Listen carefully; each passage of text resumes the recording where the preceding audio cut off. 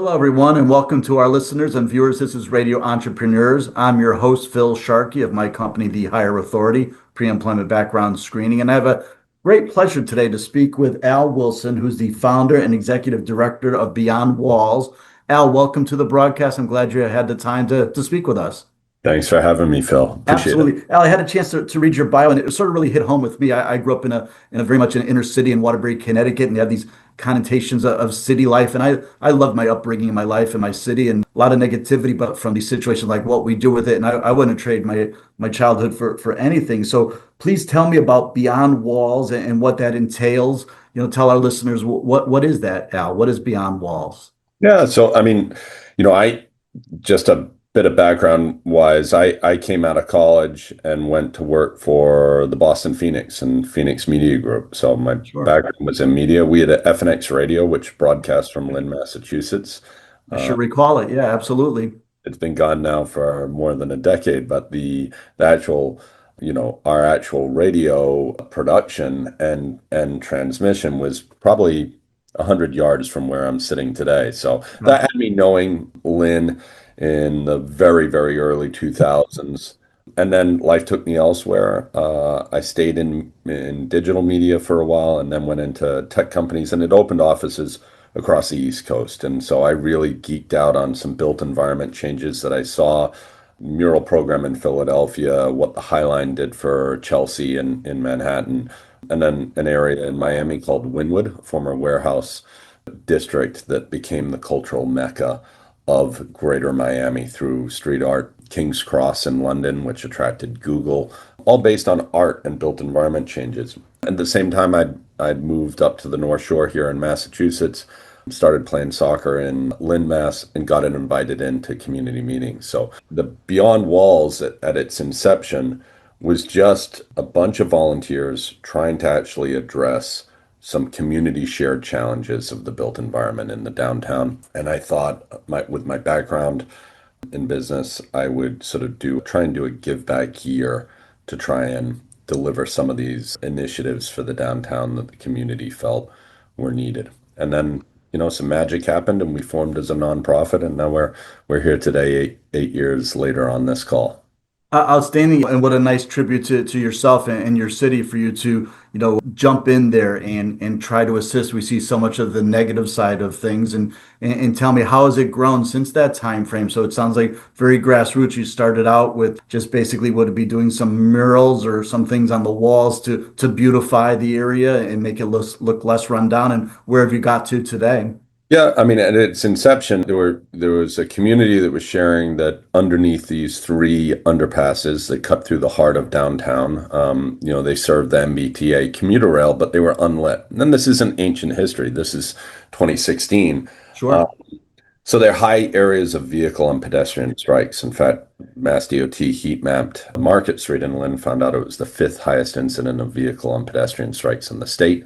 Average speed was above 35 miles an hour, so catastrophic injuries. A community that had been sharing this for decades.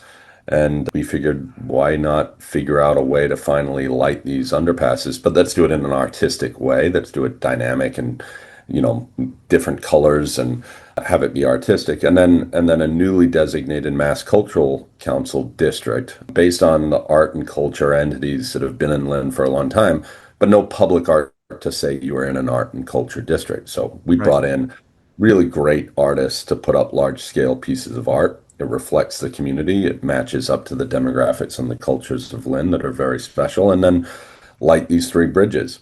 So we were successful in that. We did it all sort of in a 12-month, 14-month span. Wow. So it's sort of like, do you go back into the private sector, or do you try and make this a company, make this an organization, and serve other former industrial cities? And so that's what we've done. And to date now, we've done over 220 large-scale art installations. We've done a variety of different, what we call design response projects. So taking feedback from the community about a shared challenge and then taking a creative lens to addressing it. So we've done outdoor dining. We've done tons of different lighting projects. We've built inhabitable sculptures, whatever that aligning to our mission, activating public space to strengthen communities. That's what we're trying to serve. and we've figured out a way to continue to serve former industrial cities. Outstanding, Al. Are you sort of that bridge between acquiring these artistic people and giving them sort of that ability to do their work in the city, and then also dealing with the cities regarding getting, I don't know if there's proper procedures to go through, or you just can't show up at a bridge site, I'm sure, and just start going at it. So are you that conduit that brings these two entities together? Or? Yeah, I mean, effectively, we fill a gap that exists. These cities that we serve are financially strapped. They're also because of the sort of nature of a former industrial city. They've had a change of their population. In many cases, that industry is no longer there, right? Hence Right. former. So there's some built environment challenges. We look to address those because we look at community as a three-legged stool, right? You got the residents, you got the business community, and obviously because we do the work in the built environment, you have elected officials and department heads. You need permissions to do it. But the reality is it's largely with the artists it comes down to really two contracts that Beyond Walls holds. We hold a contract with the building owner or the property owner that says we're going to bring in an artist, they're going to put up this artwork, we're going to do it in a 14-day span. You agree to let us do it, we take on the liability, etc. And then we have one with an artist that says we'll pay for all of your needs, all Right. your material, Supplies. give you a stipend, get you the flight, do everything, and you'll install a piece of artwork. And so, in that regard, it's fairly simple. Obviously, the complexity comes in doing work in the built environment and just dealing with real world challenges. Absolutely. It sounds simplistic yet involved. And is this something that you handle? Do you have a staff? Do you have how many people involved in your organization? I Is all do. on Yeah, you? yeah. Or? Yeah, we've got some really good people that are great at all sorts of things that I'm not good at. And we've got a team and we've got, quite frankly, we've built a real solid brand recognition in the space. I'd say, although we've done some massive, what we label those design response projects, and, certainly in Lynn, this 16,000 square feet of dynamic lighting over three bridges, it draws a lot of attention. And that was a big challenging project, but we're most known for the street art, right? Like Right. 9-story, massive, epic street art by the world's best artists. But we take care of our artists, and they appreciate that. They all talk, and then they know the communities that we serve, and they know our mission. And so we continue to attract the world's best in that regard. And so that's been Outstanding. our brand and something that's carried us to this day. And it's allowed us to build a great team and continue to serve these cities. Al, tell me about like the community. What's the feedback you get? Is there an uplifting, I would assume, from the residents and everybody who's driving around and living in these communities? It must be exciting to see the turnaround. It's awesome. Yeah. I mean, we curate to those demographics and the cultures and sort of the needs of those stakeholders in the community, what they share. But, you tell me the city and I'll tell you the lineup. But because of that reflection in the artist, to the community, it's a party under every wall. I mean, it's literally, we joke, our artists gain weight while they're with us in every city because they're so taken care of by the community. So it's by the time I get to the wall with a cup of coffee for the artist, they've had two, and then breakfast, multiple breakfasts, lunch, dinner.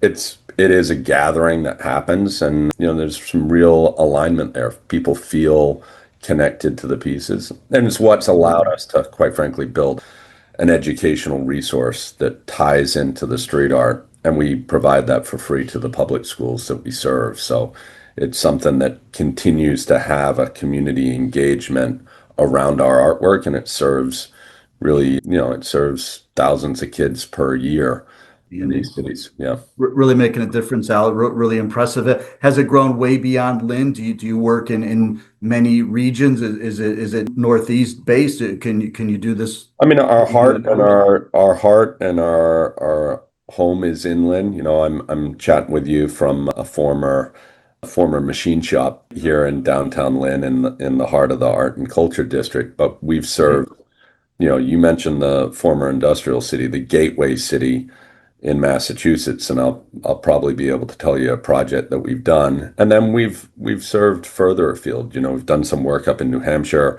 We're doing some work in Rhode Island. We're about to embark on some work, I think, for next year in Connecticut. But Okay. we've done some standalone projects as far away as Miami, during the heart of Art Basel. So it's been an interesting run and one that, it's changed. I think that to bring it to your listeners, that entrepreneurial side and the ability to sort of pivot is critical. I would tell you like that mission, we were so sure we knew the mission of Beyond Walls, activating public space to strengthen communities. Right. Pre-COVID, that was how many people can we get engaged, that diversity of people and all mixing it up together, right? Because that's where the magic happens. If you taught to me in March 2020, I said, the beginning, I'd be like, that's what we do. And then by the end of March 2020, we were building remote hand washing stations to serve folks that were no longer had the ability to get into public restrooms and couldn't wash their hands and were spreading the virus and Right. other diseases amongst their ranks and to others. And now you know, we were producing hand washing stations that went throughout these gateway cities, and that mission, we were still activating public space to strengthen community, but it was very different, right? We've got to keep people apart. We've got to make sure that folks are staying safe. So it's been a variety of work, but I think that background and that spirit and knowledge of how to be an entrepreneur has served us well. I'm really glad you mentioned that because I was going to ask you what you thought our business owners and entrepreneurs would need to know about your business, but also where do you see it going? As you mentioned, the adaptability and flexibility and changing with the ball field as the ball field changes. Where do you see it going in 3 to 5 years? Where do you think it's going to be? We've been developing this Classroom to the Streets program here in Lynn with great partners in Lynn Public Schools and St. Mary's Catholic School here in Lynn. But we've been figuring out ways that we can then scale that. And so, again, we've got 220 pieces of art. The Mhm. vast majority of work is outside of Lynn. So the infrastructure is there for us to scale the program in these other cities. And so we'll look to do that. But I never know. We did Yeah, a call to cities. We had 37 cities apply, asking us to come serve them. So outstanding. the demand has always exceeded our capacity, but we get to pick and choose those projects quite carefully. And we're looking at stuff that's, we've got a potential lighting project in Texas, for 2026. We've got sort of a roadmap that would take us through 2028, and we'll continue to adapt and pivot as needed to keep the company, Moving forward and able to serve these communities. I think yeah. it's really important work, and it's something that I'm passionate for, and it gets me out of bed every day. Well said, Al. It seems like the word is out regarding you, and hopefully we can push that envelope even further. I want to remind everyone we've been speaking with Al Wilson, the founder and executive director of Beyond Walls. Al, if our listeners were looking to get in touch with you or reach out to your company, how would they do so? They could go to beyondwalls.org, and they'll see information on the company there. They'll be able to get in touch with us, and then if they follow us on LinkedIn, that's great, Beyond Walls. If they're on other social media, it's Beyond Walls Lynn on Instagram and Facebook. And we're announcing our new street artists right now that will be serving in Lynn. If they're local, they can come out and join us from the 28th of this month through the 9th of August. We're here. And then we're up in Haverhill in September doing more public art in Haverhill, Massachusetts. And then we'll announce our cities, sometime in Q1 of next year. Sounds outstanding, Al. Sounds exciting for sure. So I want to thank you so much for being on the show today. Really appreciate you joining us for this interview. We hope you return sometime in the future to give us some updates if you could. Phil, I really appreciate it. I'd love to come back on and thank you for all you do. Appreciate you. Thanks so much, and we'll be back with more stories right here on Radio Entrepreneurs.